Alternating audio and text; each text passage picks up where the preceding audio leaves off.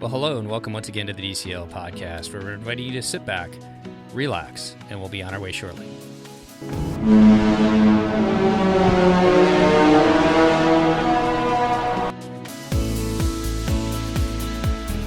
Well, welcome back to the DCL podcast, your podcast to help you cruise a little smarter. And it's just me tonight, actually over on a layover, and it's kind of a crazy day getting here and everything like that. And joining me tonight, all the way up in Wisconsin, our good friend of the show. How you doing tonight, Chad?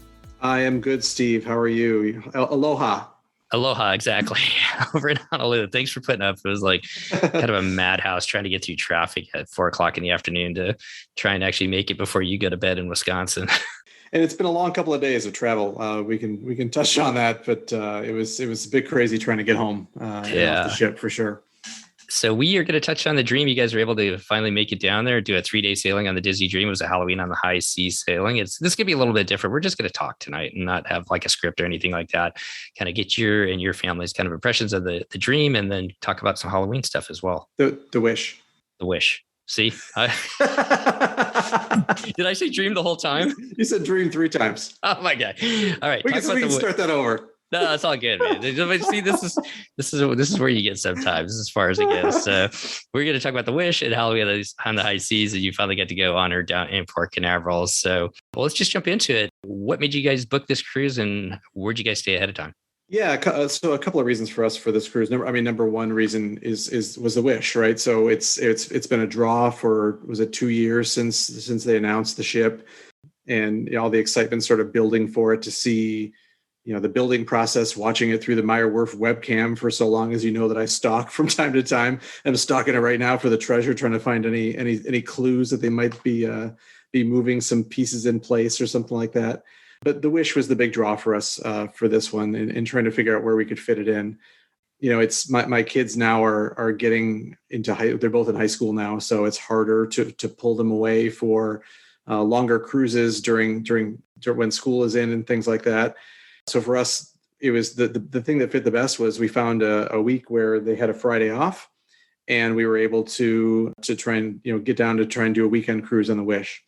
So we went in. It was just this past weekend. We've been home for just over 24 hours now, a bit of a whirlwind.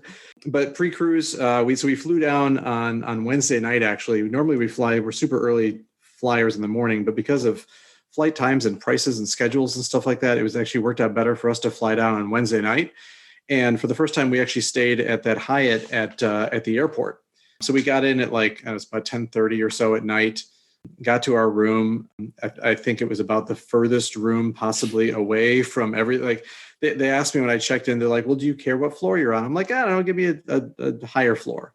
And they're like, well, do you care how close you are to the elevator? Well, apparently that was the wrong answer for me to say, nah, whatever, just give me a nice room. It was literally the furthest room on the highest floor away.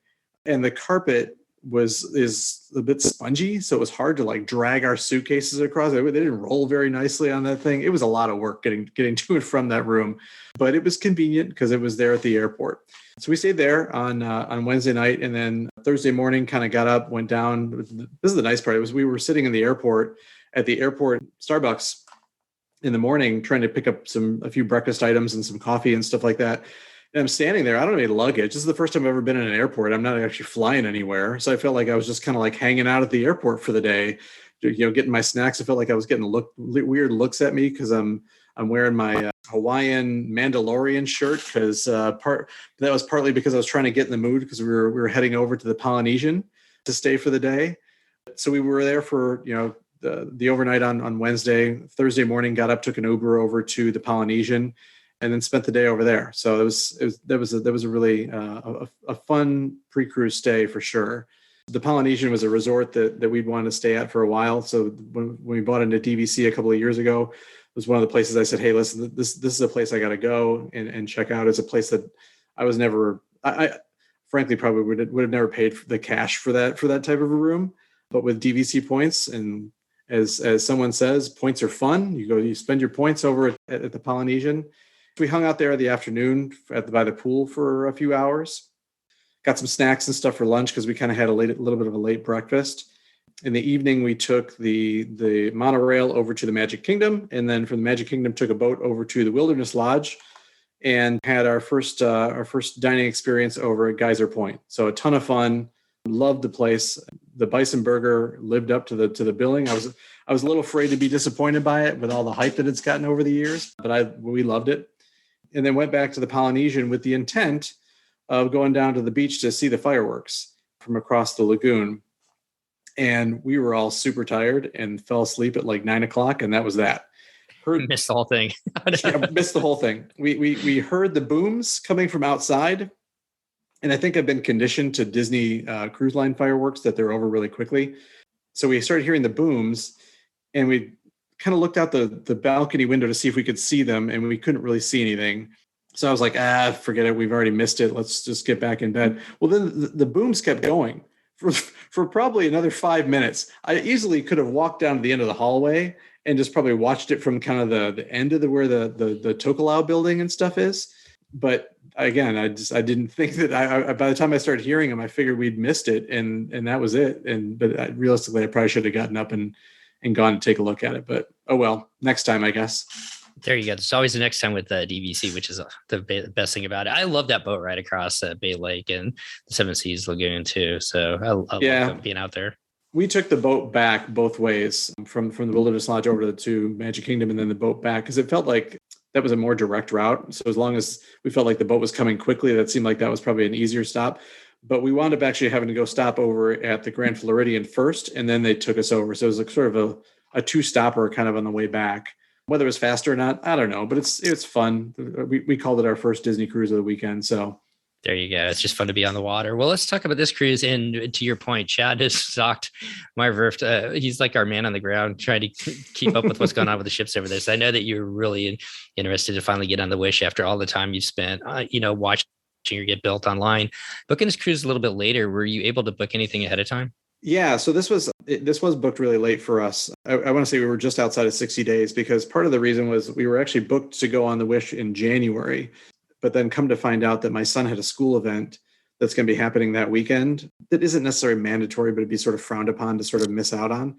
So really quickly, we had to sort of go back and sort of figure out, kind of what it is that we could do. And then sure enough, the one that lined up the best for us was this one that just happened, Halloween in the High Seas, which was another kind of bonus for us because we hadn't done that before. We'd done a Maritime one before. We'd done a Marvel cruise before, but we hadn't had a chance to do a Halloween on the High Seas. So that was a bit of an attraction for us too. By the time we booked, all the gold people had been able to book. I think we actually, even by the time I got on to actually do anything, I think it was actually even the day or two after Silver had started to book up and stuff like that.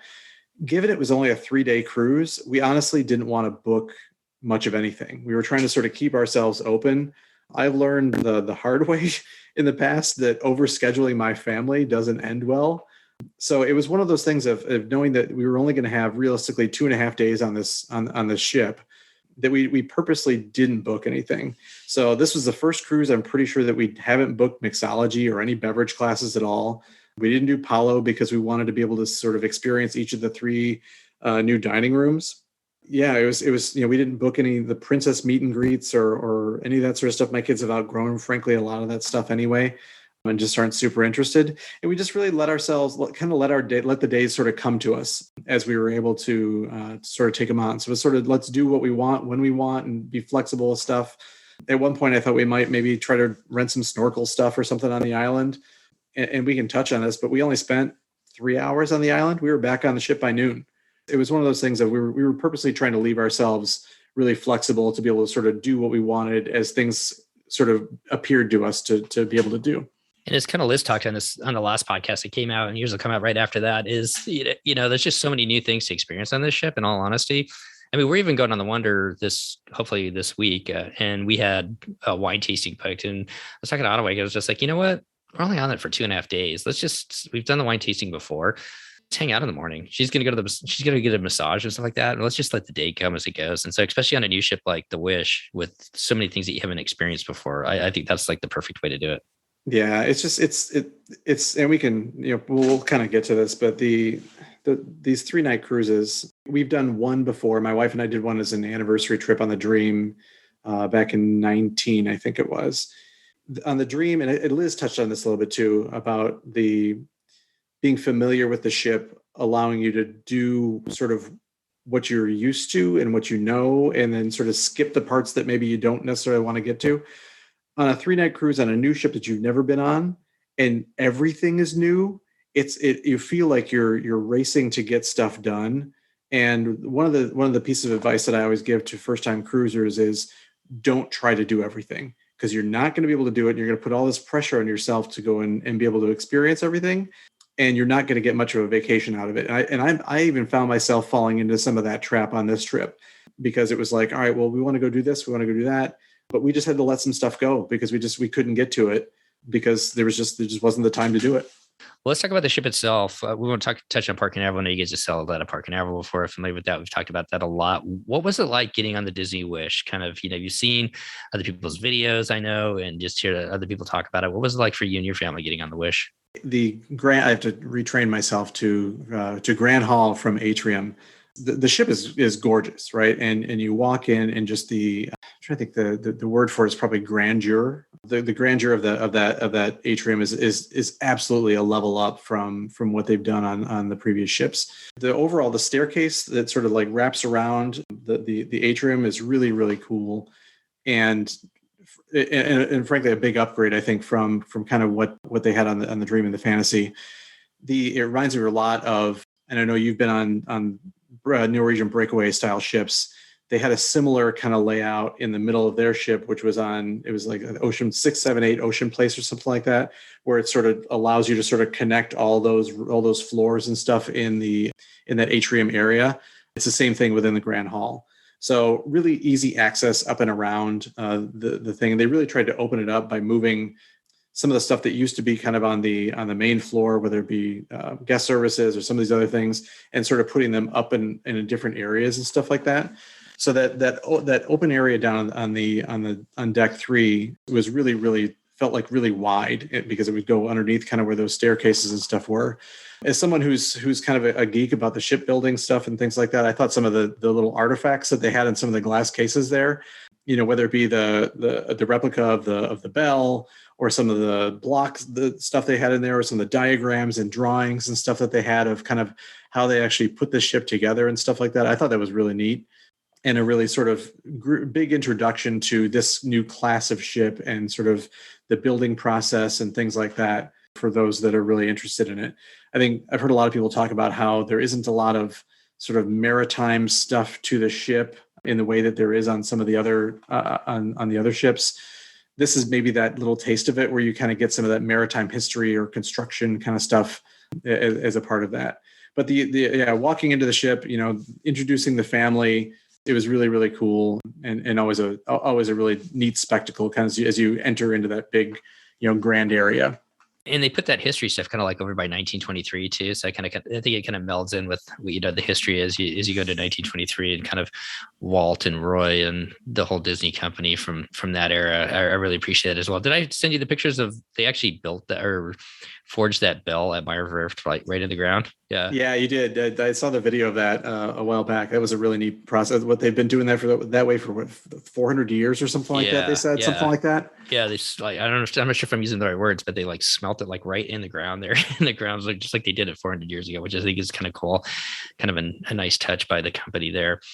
What type of cabin did you guys book? Your family of 4. Your kids are bigger like mine. What worked out for you guys? We are habitual balcony veranda cabin folks. I don't know that I'll ever get them to. We started in a veranda. I don't know that I'll ever be able to talk them out of going into a veranda.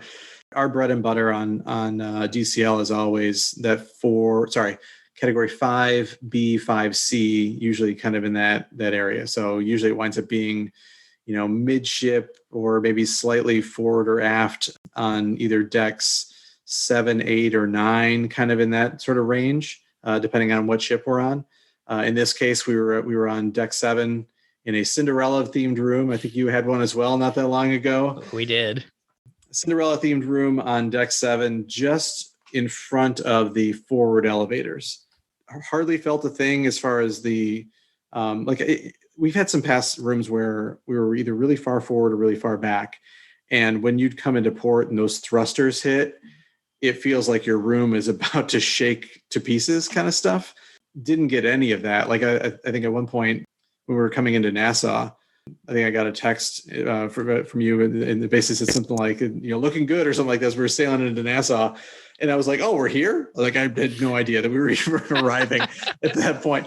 I was in the Wishing Star Cafe getting some coffee at the time, and I was like, oh, well, I had no idea that we were even arriving. So it is super smooth with that sort of stuff.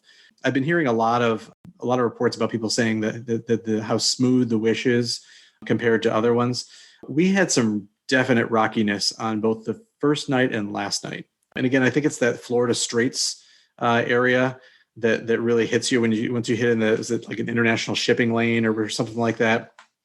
It was pretty bad on the first night. It was really bad on the last night, to the point where I was starting to wonder about my daughter, who does get some seasickness from time to time, how she was going to react to it.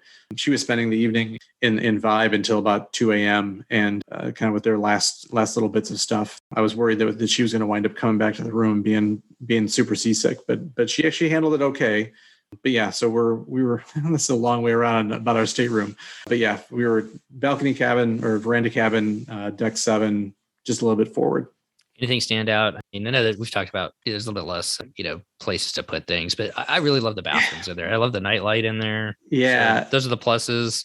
TV's in a weird place. Anything stand out to you guys? TV is in a terribly weird place. So which works for us, so we wind up leaving that channel on the TV all the time that basically like shows where the ship is and stuff like that. That's like, we rarely watch anything else on that TV other than that. So that was on most of the time, and it's fine for my wife and I. We'll leave it on all night long. But then, like, when the kids want to watch something, you can't even like tilt the thing to look at, to over towards the couches. It's just strange and awkward. The storage situation is not nearly. I feel like it's gotten progressively worse from class to class. Like, I think in Magic class, where they've got that nice big cabinet in front of the bed that holds a ton of stuff. The Dream, had some weird places, but you could find places to get all of our stuff. Like, we've gotten, 7-8 nights worth of clothes onto the Fantasy before. This one, I think there's enough space there, but where they've got it laid out in those closets with sort of the big like area. So each of us, it felt like college, where I was like all right, each of our roommates, you all get one shelf in the fridge kind of stuff to put all your stuff on there. That's kind of what it was like in the closet, where we each got one, but it's like so deep. You're basically just like stacking all of your clothes in there, and then you got to like fish through it to get at stuff. And then over by the desk area, there just isn't a lot of drawer space and stuff over there. I'm hoping that that's something that they can really help with the treasure, knowing that, well, I guess we don't know for sure. But if that one's going to wind up being the one that does longer sailings, it feels like you're going to need to give people more storage. We had 3 to 4 days worth of clothes or something with us, whereas, the treasure, you're going to have much more than that. Not to mention formal nights and other things that are going to wind up being on that ship when you start talking about days that are going to be, or cruises that'll be 7 days or more. So I think it's going to be challenging from that aspect.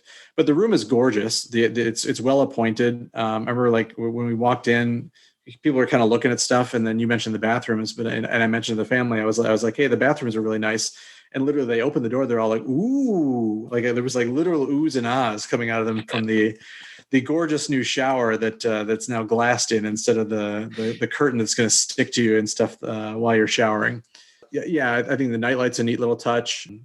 Otherwise it was really nice. A definite upgrade in a lot of ways. A bit of a strange choices in others. So let's talk about Halloween stuff. Halloween on the high seas sailing. First time doing that. I think, talking to Liz, I think maybe there's some things missing. I think part of that might just be, it's such a new ship. I don't know, like what, they're trying to get everything kind of situated, and maybe there might be some more experiences next year. What did you guys get to experience this time? Yeah, it was not.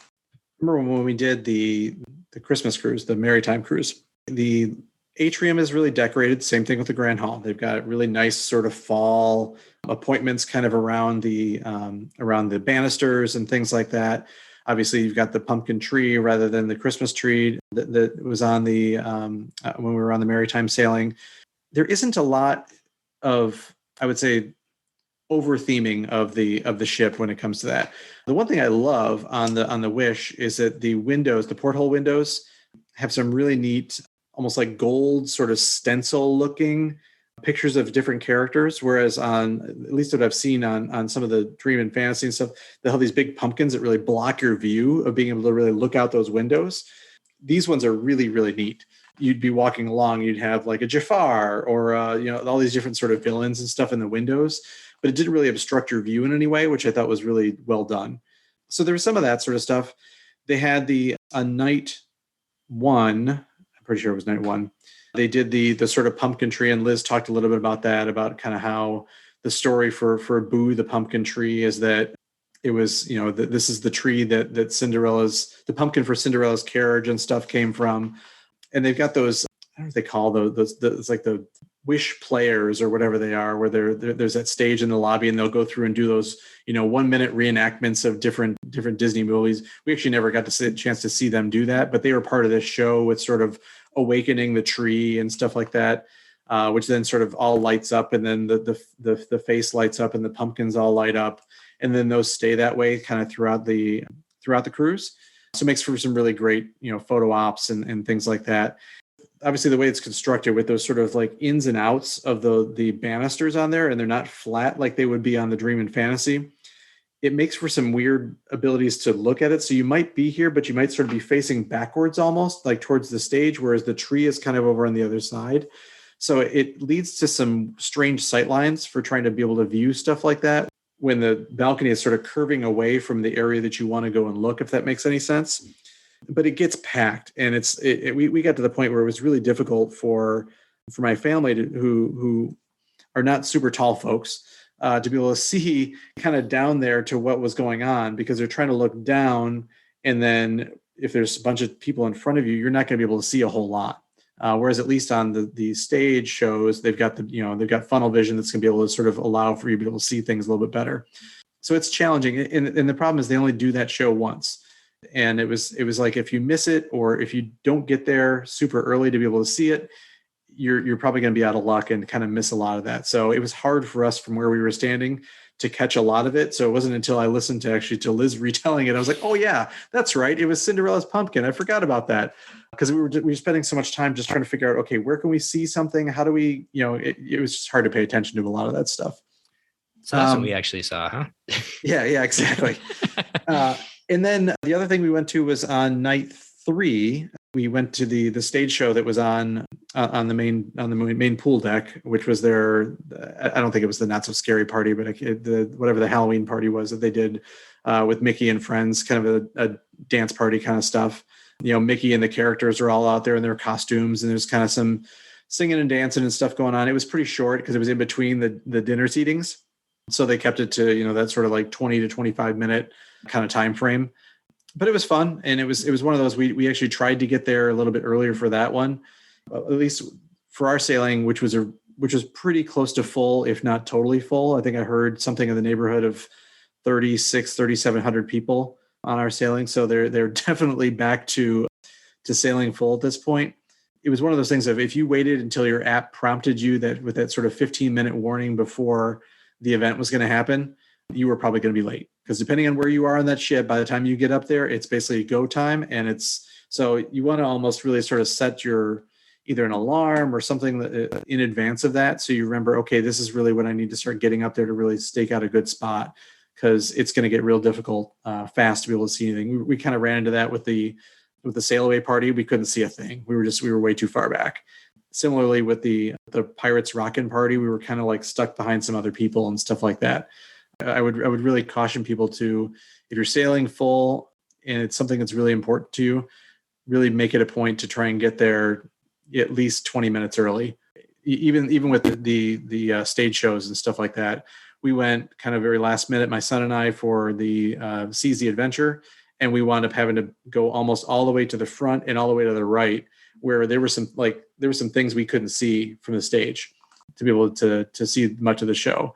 So there's some definite sightline issues in that theater as well. The Pirate Rockin' Parlay Party, we were like way back in the right. We just watched it on the big screen because there's like so many people, and we weren't even on a full sailing like you were, but we were in the right spot for the fireworks, which is what we really wanted to see anyway. So that worked out pretty good. So good advice there. Trick or treating. Did they have trick or treating? I was looking for it in the stuff, and I didn't see it. there was something that I thought I'd heard that you could basically go and pick up sort of bags of candy because they've done away with kind of the actual like kids going around and trick or treating and stuff like that. I think I heard Liz say that there was something that was going on in the kids club. My kids at this point are now 14 and 16. They've aged out of the kind of the kids club stuff. So I didn't see it anywhere on the, in the atrium or Grand Hall or anything like that. But I think there was something that happened during that for that. Yeah, it sounds like what we're hearing, at least on the Wish, there's no trick-or-treating. I'll take a look out of the Wonder when we're on it, hopefully this weekend, and see if they're doing something different on the Classic or the Dream Class ships. Anything else about Halloween? No, I think, it's similar to how the Christmas stuff is. It doesn't dominate if it's something that you're not super into Halloween, it doesn't necessarily dominate your cruise. I would say that the one thing is that at least on the what they called sort of the Halloween night was actually the third night of the cruise. So if you're on a 3-night sailing, first night is more, everyone just kind of doing their thing. Second night is the pirate night. And then the third night is the sort of Halloween night where there's the Halloween party and other things like that. So when people were getting dressed up, that was really the night that most people did. It was on that night 3. Let's turn to dining. 3 different restaurants. I know you're a big Marvel fan. I'd be curious to see what you thought about the Marvel restaurant and everything like that. What were your thoughts about the 3 different restaurants? Yeah, I'll go in order that which we dined in. So the first night for us was 1923. I think I share the pretty common thoughts that's probably the best of the 3 new restaurants from a food perspective. We really enjoyed our time in there. We had a really nice, we had a great table in this one, which I frankly didn't think we had in the other one. So maybe that influenced some of my thoughts.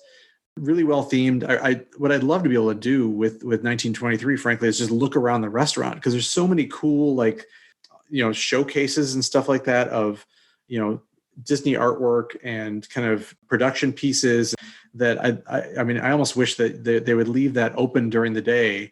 That you could, in the same way that you can look at all those ship's artifacts and stuff outside the restaurants, that you could actually go in there and look at some of that stuff inside there. So a really, really neat atmosphere. And we were over on the Roy side, so I didn't even get to see some of the stuff that was over on the Walt side, but I'd love to be able to see more of kind of what's in there. With Marvel, we were in a table that was kind of all the way up against the windows. And I think this is the same thing with Arendelle.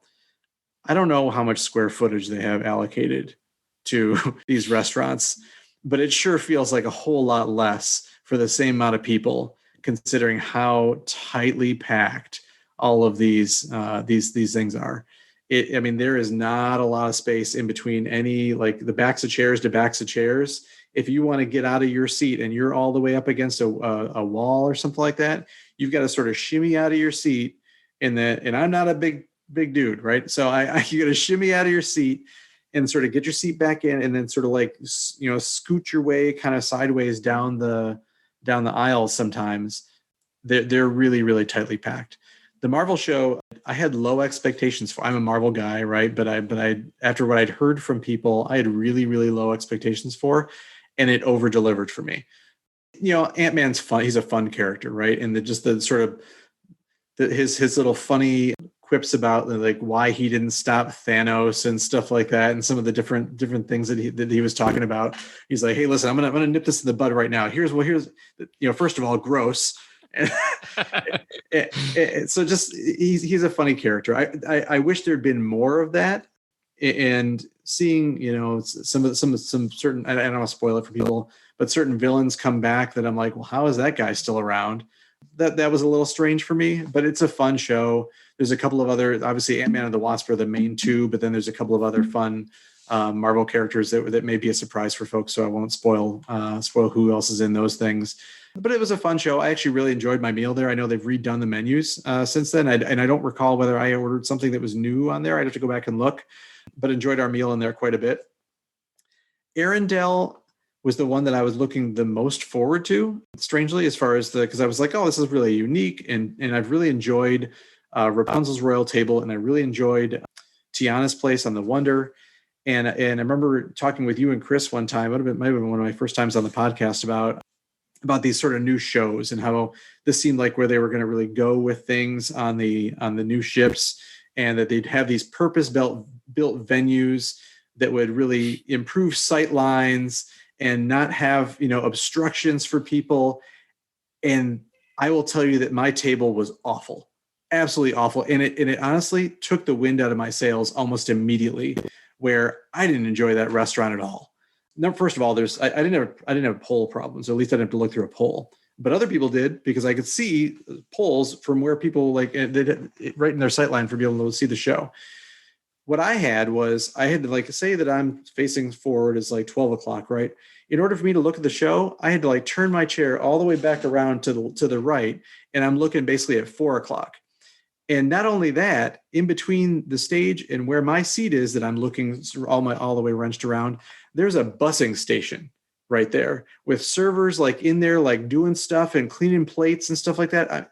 I don't know who thought, like, I don't have a lot of complaints about the layout of the ship, but I'm like, who thought to put in a performance venue to put a busing station in between where people are trying to watch a show and then the people and the people that are performing. So that to me was a giant miss. And I think it just, like I said, I got there and I'm like, you've got to be kidding me. How is this like this? And it just completely took the wind out of my sails for that restaurant. And I'd like to try it again and try and give it another chance, but man, did that one disappointed for me big time. Yeah, if you did not get the worst table in there, because I saw a picture that you sent me, it's right up there as being one of the worst ones as far as being. And I totally understand it. I think it's a really good show, but if you can't see it, I mean, it really takes the like you said. I got tired of I just stopped watching because I was like, this isn't fun for me. So I literally almost just started to ignore it and just started eating my meal. The one, okay, so I'm going to go on a side note though, but Lake and Katie, when we were there, they got like some kind of drink tasting thing that I've never seen before. And that was kind of cool. So I couldn't turn around and see most of the show either because it was like so tight and packed in, and it was behind me. So I kind of missed a lot of the show too, but it was kind of fun seeing the different drinks that they had. Yeah, we got the specialty drinks in both 1923, and then we got the specialty drink in Marvel. Lynn got one, my wife got one in Arendelle. I think I brought a glass of wine, or actually I think I might have had my beer mug from when I came down from Keg and Compass.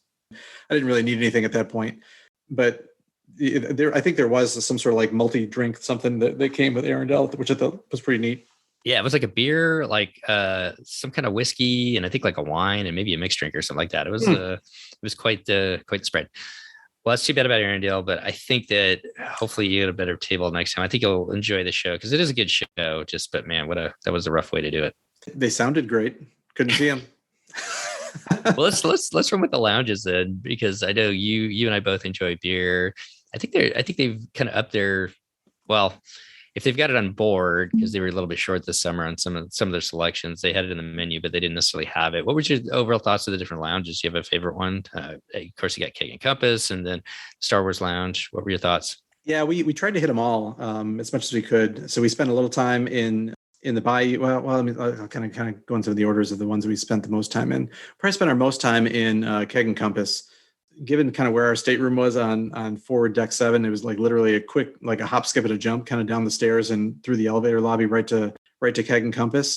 And we kind of just got chatting with the bartenders and servers and stuff that were in there. And we kind of got to be sort of friendly with them throughout the 3 days. With that, it looks like they've actually got room for a lot more taps than they actually have active, because there's a whole bank of probably 4 or 5 taps on the left that weren't even on at this point. So I think they've got room for more, but the stuff they had in there was pretty good. There was actually for those that are into craft beer and stuff like that, there was a beer from Terrapin called, it's like a squid kind of something. I can't remember the name of the Twisted Tentacle that was exclusive, they said, for the Disney Wish. I don't know if that's true or not, but that's what they told me. So I thought that was kind of neat. You know, the selection and stuff was pretty good in there. We probably the other one I probably spent the most amount of time in was the Hyperspace Lounge, sort of another space that's been a little bit panned by people, because I think that it was sort of built up to be this amazing space. And I think since the reviews have come out, again, I think my expectations were really tempered. But I actually didn't even get there really. We walked in there real quick just to kind of check the place out a couple of times. It was just so busy that I didn't really wind up staying. When we left the island on Castaway Day, I was like, all right, well, it's, today's the day. I gotta go at least spend a little bit of time in here. So I got ready for dinner a little bit early and kind of went down there and was able to sort of sit at the bar and just sort of watch the galaxy go by, if you will. And had a couple of their specialty beers in there. One is a black ale that's sort of themed after Mustafar, which is where Darth Vader was sort of, let's call it, created after Anakin and Obi-Wan in their lightsaber fight. And then another one was there was a Batuan Harvest Ale, which is really more like a sour kind of stuff like that. Both of those were really good. Enjoyed both of those. And then, yeah, those are probably the two I spent the most time in. We did go up to the Rose for a drink on night. That's been night one. I was surprised because we went up there and I was, one of the things that I love at like Keys or some of the other like piano type bars on the other ships is the sommelier bin. And so I get there and I'm all excited. I'm like, I'm gonna get to try the sommelier bin, right? Because it's always like a nice little sort of like surprise. Who knows what you're gonna get? But it's always something that's really good. And our server was like, "Oh, there's nothing in the bin right now." And I'm like, how people have been at dinner at Enchante and Palo all night, but there's nothing in the bin. So I was a little surprised by that. So we had a couple nice glasses of wine anyway. But that's a really nice venue up there. That sort of leads into both Enchante and Palo. At night, there's not much to it because it's sort of like a hallway that sort of leads back there. And we sat on the seats that were sort of facing the sea, but you couldn't really see the sea because it was so dark out there. So you really all you wind up sort of doing is almost you're looking in a mirror. So I think that'd be an awesome place to go on a sea day when it's still light outside, or maybe like an evening where the days are longer. But it was pretty dead up there when we went, but again, it was, a weird time of night and stuff like that by the time we got up there. The bayou is gorgeous. I think people have talked a lot about that on the show, the sort of being underneath the magnolia trees and stuff like that. We had a really nice time in there as well. Do they have any music going on at the bayou? No, I didn't. Even the live performers and stuff that were there? No, not when we were there. I was surprised. I know they've got that sort of stage area, but maybe we just missed it, but we didn't see any when we were there. I didn't see it was necessarily in the Navigator app or anything like that, but we walked by a couple of times and they had some really interesting music. At one time they were like doing some country tunes, like upbeat country tunes and everything like that. So I think that's kind of cool that they've added that onto it. They were doing some things in there. Yeah, they were doing some things in there that I would have expected to be more in like a D lounge kind of thing or a Triton lounge, because they were doing some of the learn to draw kind of things. Mm-hmm. And on the TVs that show like the logos for the Bayou Lounge and stuff like that, that's where they were sort of showing the instructions from the artist. And I don't know if it's the artist that actually created the characters, but there was one about drawing Olaf, but they were doing it in the Bayou. So it seems like they're using that venue for a lot of different things kind of throughout the day, because it's a nice centrally located area that's pretty wide and open and can seat a lot of folks. But excuse me, I didn't wind up seeing any performers or anything in there, which kind of surprised me a little bit. But again, 3-night cruise, maybe they figure they don't quite need that. Yeah, people are so busy doing other different things. So yeah, actually both of the beers in Hyperspace Lounge, and then there's 3 beers. The Uncharted Lager, Twisted Tentacle Ale, and Maelstrom Stout are all brewed especially just for the Disney Wish by Terrapin. So kind of cool. I like that. Yeah. When it's a Nightingales, I think that's kind of a cool little space, but it's so small and it gets packed. And once again, one of those things that if you don't get there early, if there's like live music going on or something like that, it's tough to get into. Yeah, we like I said, we stopped in there for a minute and we were kind of sat down for a second, and then we were kind of like, maybe this isn't what we're kind of looking for right now. So then we wound up sort of going up to the Rose at that point for that one. I know you spent a lot of time at Currents when you were on the Wish as well. We've spent a lot of time at Currents on the Fantasy. I think it's just because longer cruises and stuff like that. And I was super excited to get to spend time up at Currents on the Wish because we love it so much on the Fantasy. Never went once. So I walked through there and I was like, oh, this is where Currents is. And then we kept meaning to try and go up to more and spend more time at that Chip and Dale's pool. Never waited up there. Again, this is where the 3-night cruise thing, you can't get to everything. Yeah. So it's hard to be able to spend as much time as you like elsewhere. It's just only so many hours in the day.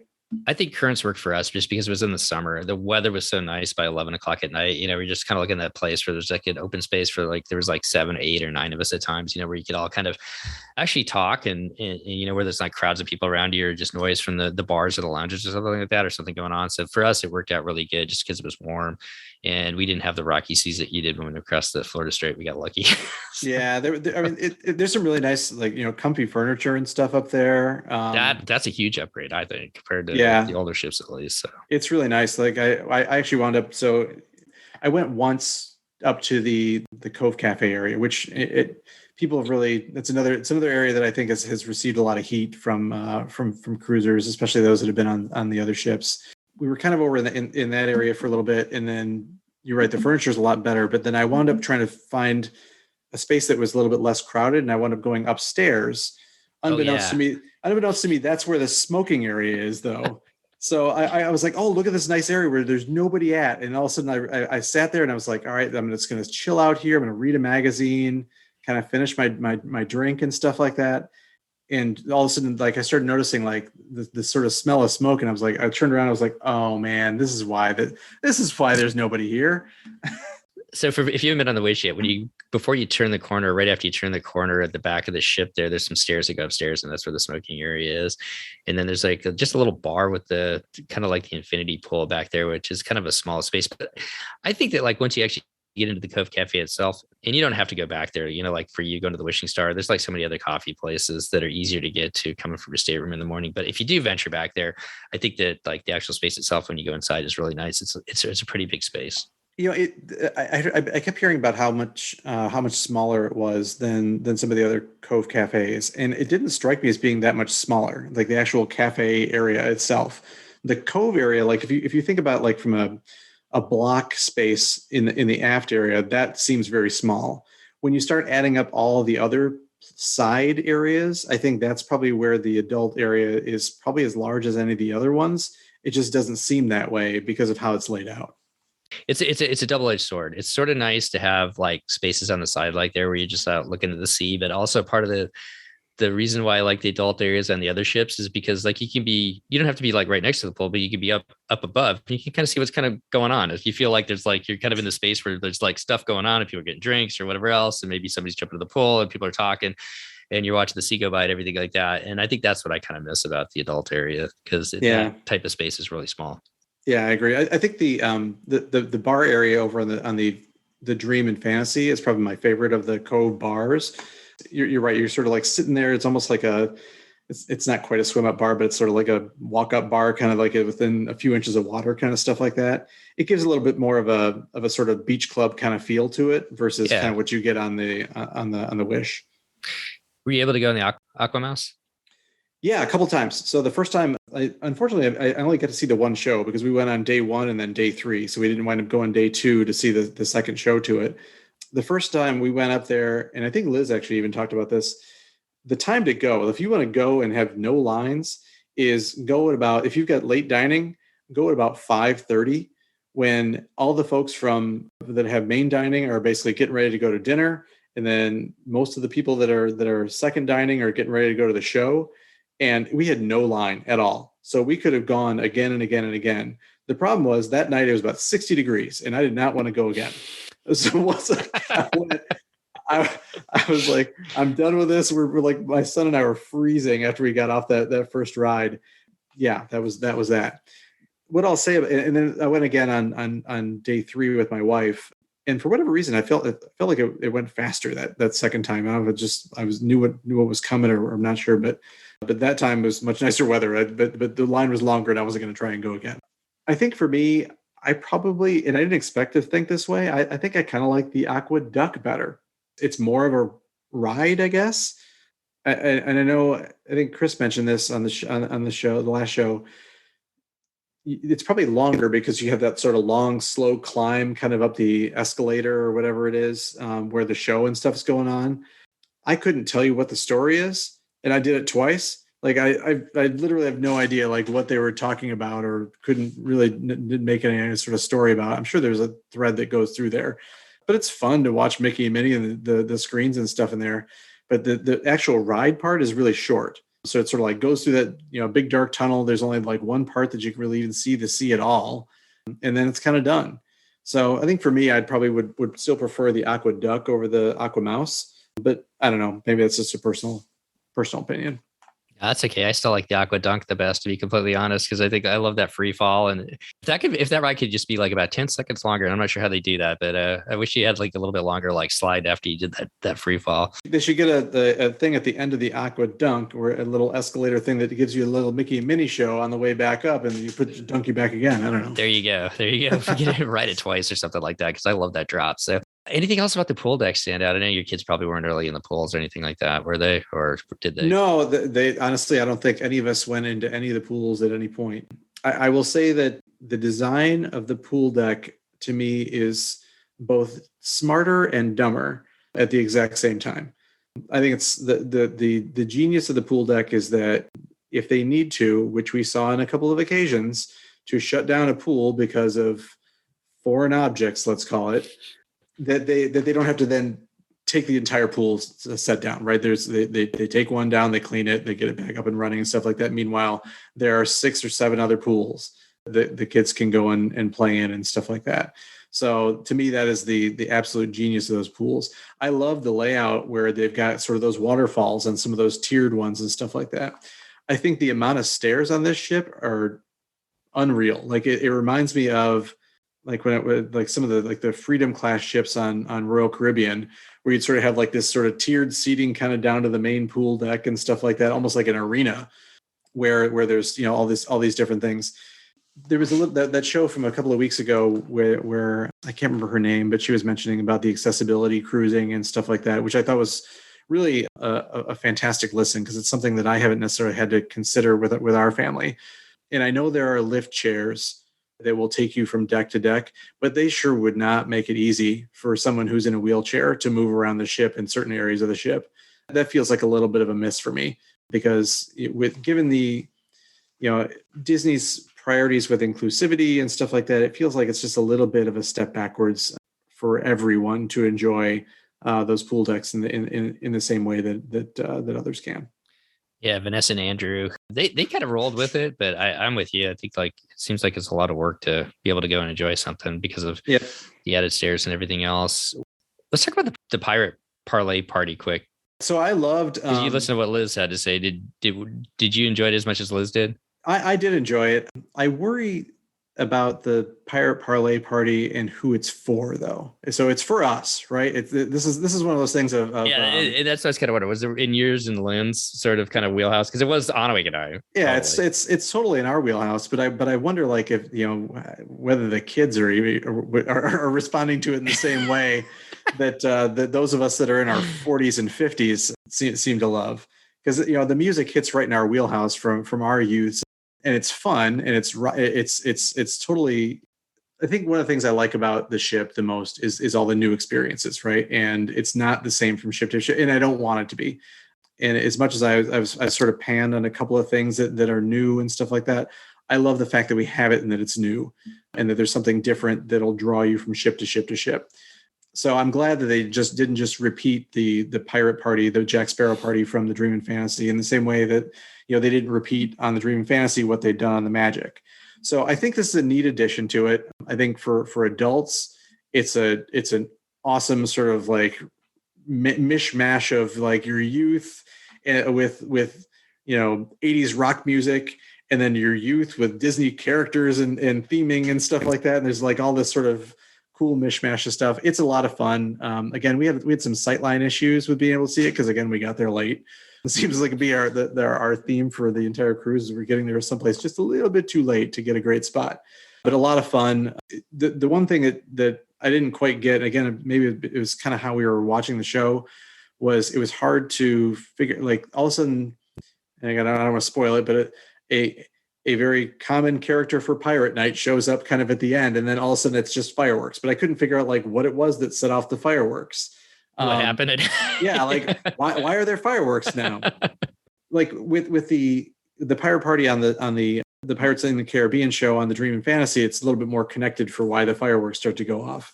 But with the pirate party, I think it's, you know, this character comes out and he sort of like says something, and then all of a sudden it's just, you know, boom, start to light up the sky. It's a huge upgrade on the Wish, having the 2 launch points, so launching from both the forward funnel and the aft funnel, to be able to have a more let's call it complete party, or really filling the sky with fireworks. But we really enjoyed it, and again, I think my regret was not getting there a little bit sooner so that we could have a better vantage point to sort of watch that show.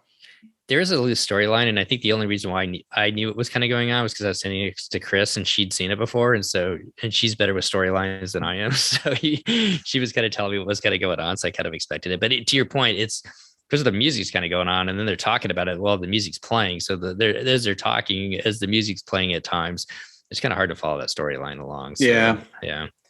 But well, I mean, between that and the Aquamouse, and me not really following stories apparently, and then the tree in the atrium, I just kind of show up and I just kind of watch stuff. I don't fully understand what's happening in front of me, but yeah, that's just old age. You know, I'm not sure what happened over these last 3 days, but I think I had a good time.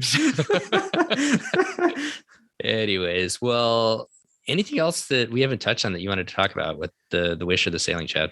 So I think the other stuff that I was going to touch on real quick, we did do the Uncharted Adventure game. So Liz mentioned that this was So this was when it was on her sailing, she was sort of a test thing to it. So there was no such disclosures of, hey, this is in test mode or anything like she got. We did it. We didn't finish it. So that's the one piece that I'll put a caveat on it.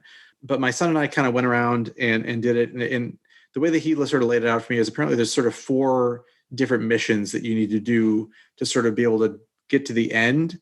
And I know Liz mentioned that you didn't have to like finish all of it to get to sort of this battle for the wishing star. I can't remember what they call it. It's a battle's probably the wrong word, but there's some sort of like something for the wishing star, which occurred on the last night of the cruise. That actually did happen twice. So that was one of the few things that I saw that actually had multiple things that you could, if you missed it the first time, you could kind of go back and get it with, unlike some of the shows. But it worked really well. Like we went up, it took about 30 minutes for the sort of mission that we did. And there were 4 different stops along the way. And, you basically use your device to basically control some things. So you have to go and scan the thing it'll tell you like where to go. And then when you get there, you sort of check in, and then a little icon shows up on the screen or something like that you can scan, and it sort of starts the game. So that the picture then really comes to life. And there's certain like games and missions you need to do while you're on it. So the one was basically you're sort of like Peter Pan, sort of like flying through the sky, like sort of capturing like coins, almost like it's Mario Kart. So yeah. And then you sort of get to the end based on how many, and then you got to avoid like the clouds with the lightning bolts and stuff in them. Otherwise it sort of like zaps your energy. There was another one where you had to it was almost like, what was the game? Like was it Asteroids? But where like Space Invaders or something like that, where you'd like go along the bottom and sort of like shoot guys. They were coming down at you. Coming down at you on the boats and stuff like that. There was another one where you went over to Hook's Barbary and you'd to like use it to like unlock the lights. So your like phone would control the lights that were inside there. And then like Tinkerbell kind of came and like flew through it when you were finished with it. And there's a 4th one that I'm forgetting. But anyway, so it took about 30 minutes to kind of get through all this. So it feels like if you were going to do that, it would take you about 2 hours or so to kind of get through all 4 of those games to really sort of unlock everything in order to sort of get to that final piece of sort of solving for the wishing star. But anyway, it worked really well. I didn't notice any bugs or anything that were happening while we were playing it. So I think they've done a pretty good job with it. It feels like a definite upgrade over Midship Detective Agency, where there's just a little bit more play to it and things like that. And you're able to sort of use your devices as kind of a controller in a way that you couldn't do previously with Midship. Is this for like younger kids too? You think they could play it? I think little kids could play it. Yeah, okay. For sure. Yep. And then the other question I had was like, you said there's like different adventures, so you can just choose the adventure you want to go on as you do it. Or does it kind of guide you along the way? I think it sort of gave us an adventure to kind of go through it, and then it'll tell you basically once you finish with one task or mission or whatever you want to call it, it'll say, okay, now you go to this one. So, and I think there are probably more locations throughout the ship than there would be. It's just because I think they probably want to spread people out. So it probably knows where it's sending you relative to kind of, I assume that the tech is this smart. It knows where it's sending you relative to kind of where other people are. So they don't all pile people up in the same place, same time kind of stuff. Gotcha. But yeah, I think ultimately, I think it worked really well, which I was surprised that I thought it'd be a little bit buggier considering how it just really started to kind of get out there. But I didn't see any, Imagineers out asking questions about, hey, how's this working or any of that sort of stuff. So it feels like they've they've hopefully largely solved a lot of the problems with that. No, it sounds pretty fun, man. I'm looking forward to trying to do it. Yeah, I'll spend more time doing it next time because, like I said, we kind of did the one. There were still things that we didn't get to do, like the Incredicourse and stuff like that back in the Hero Zone. But yeah, there's just so much to do. It's hard to get it done in 3 days. I'm looking forward to trying to get another shot at the ship for sure.